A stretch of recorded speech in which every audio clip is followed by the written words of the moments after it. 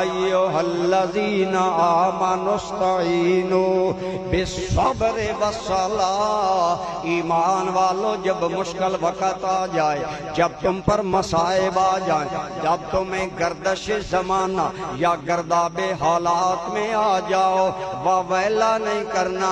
تم نے جزا فضا نہیں کرنا، اللہ کا شکوہ نہیں کرنا، مدد اللہ سے مانگنی ہے، دو کام کرنے ہیں، صبر اور نماز تھامنی ہے۔ بولو صبر اور نماز۔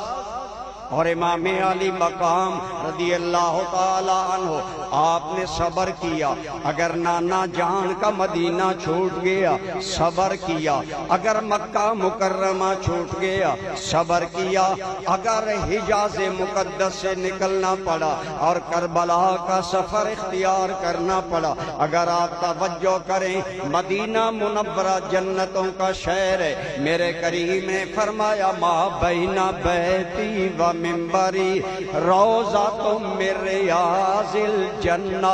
اے لوگو میرے گھر سے لے کر میرے منبر تک کا ٹکڑا یہ زمین کا ٹکڑا نہیں، یہ جنت کا باغ ہے۔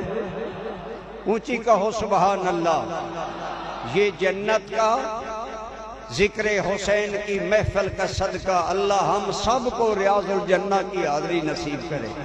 اس جنت کے باغ میں اللہ ہمیں حاضری دے، مردوں عورتوں کو، جسے مصطفیٰ پاک نے جنت کا ٹکڑا قرار دیا۔ لیکن میرا سوال ہے لوگو، اگر کوئی تخت سے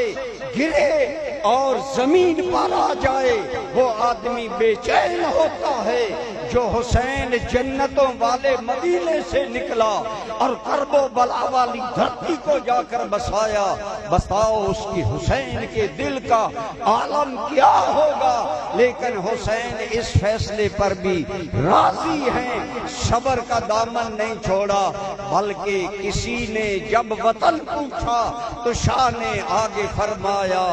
مدینہ والے کہلاتے تھے اب ہیں کربلا والے۔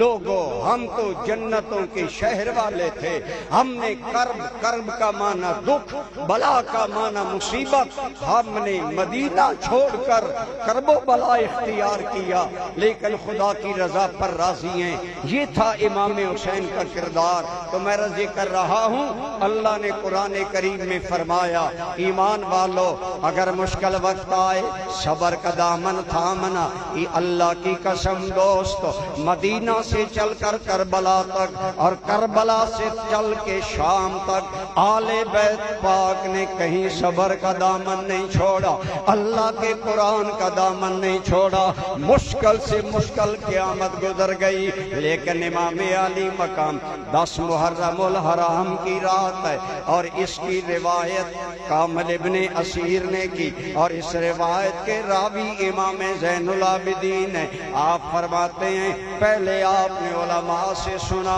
بار بار سنا، 9 ذی الحج کو جب شمرلین سخت آرڈر لایا کہ حسین کو 2 باتیں کہو، یا بیعت کرے میرے ہاتھ پر یزید کے لیے یا پھر جنگ ہوگی، امام علی مقام نے فرمایا کہ ابن زیاد پر